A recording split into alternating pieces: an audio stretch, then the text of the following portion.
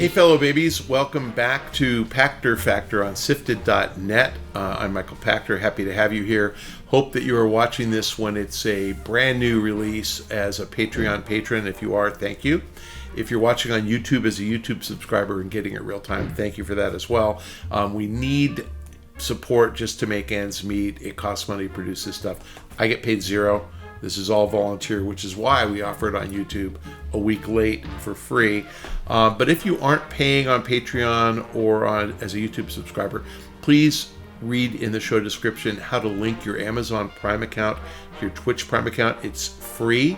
You're already paying for it as part of Prime, and they will pay us. Please remember to re-up that each time you watch the show because we get paid monthly. So please try to go to the show description and link your accounts. We'll get paid. Today's question from SIFTD from Game Baron Inc. Third-party peripherals like controllers and other doohickeys were a big thing until the early 2000s. We're seeing much less of that stuff now. Now they mostly make expensive pro controllers, cell phone grips, and headphones. Why have cheap third-party controllers disappeared along with all the other stuff that they used to make? Will they ever come back? Hardware's hard, and margins on hardware are terrible, meaning profit is really low.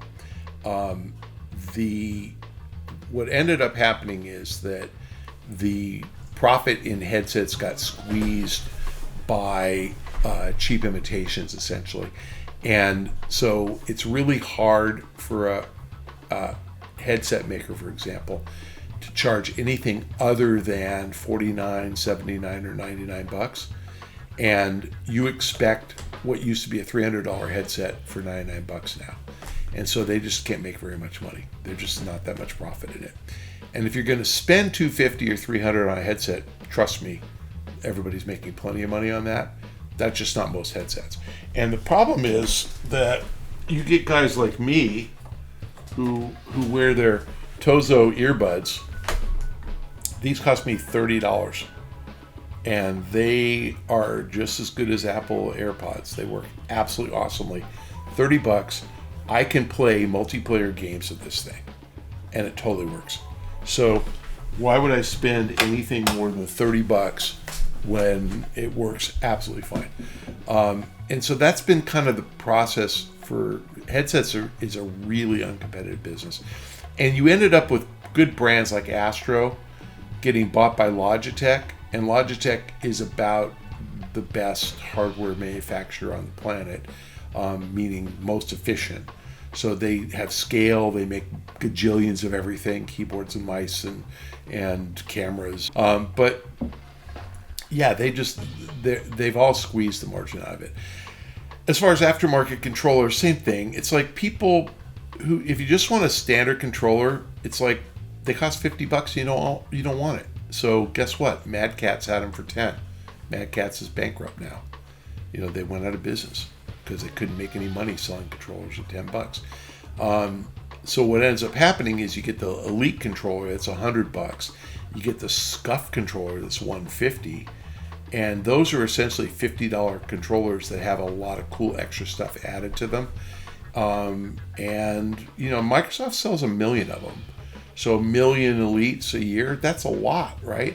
Except they're selling 1 million to, let's call it 8 million, 10 million Xbox sales a year, and to an installed base in the last 20 years of, 100 million Xboxes or whatever. That's not that many. And there are 1 million who just want to be kind of cool, and 1 million's a big number. $100 million business, it's a big number, but not that big. It's hard to compete in that.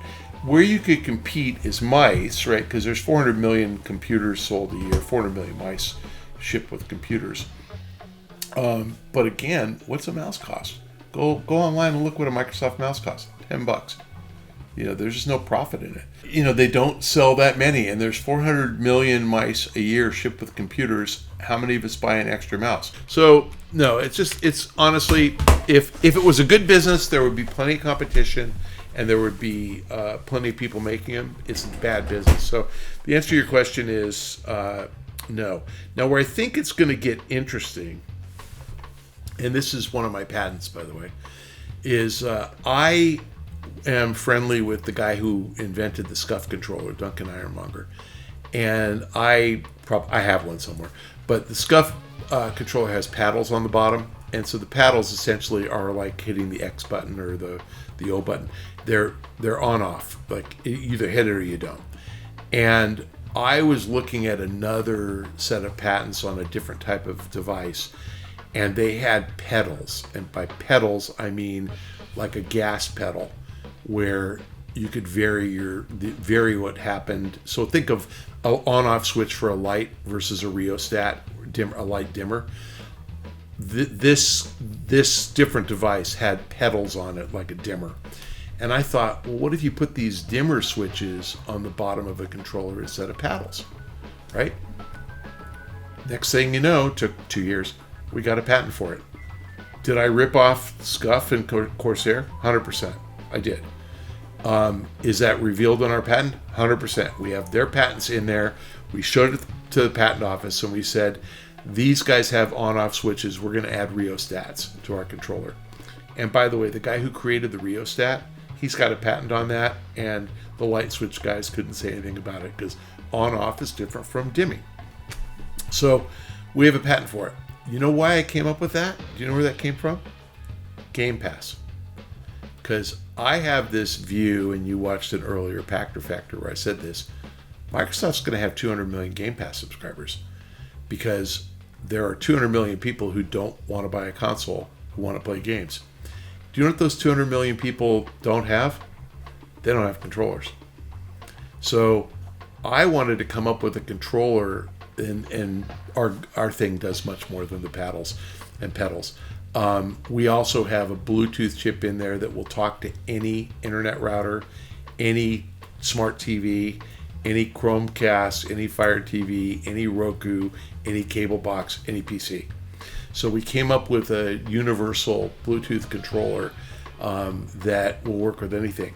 Microsoft's going to need to ship a controller to every Game Pass subscriber. So I am hopeful that we can convince Microsoft that if you sign up for a year of Game Pass, they should send you a free controller. Our controller costs $13 to make because there's stuff in it that's not cheap. But what's a controller cost? $4 to make? So if Microsoft can differentiate and say, hey, sign up for Game Pass for a year, we'll send you a free controller, and then take our controller and make it really pretty and sell it for $100 if somebody wants a customized one, then why not? So we're going to try to sell this patent idea to Microsoft. So don't tell them. Nobody at Microsoft will watch this.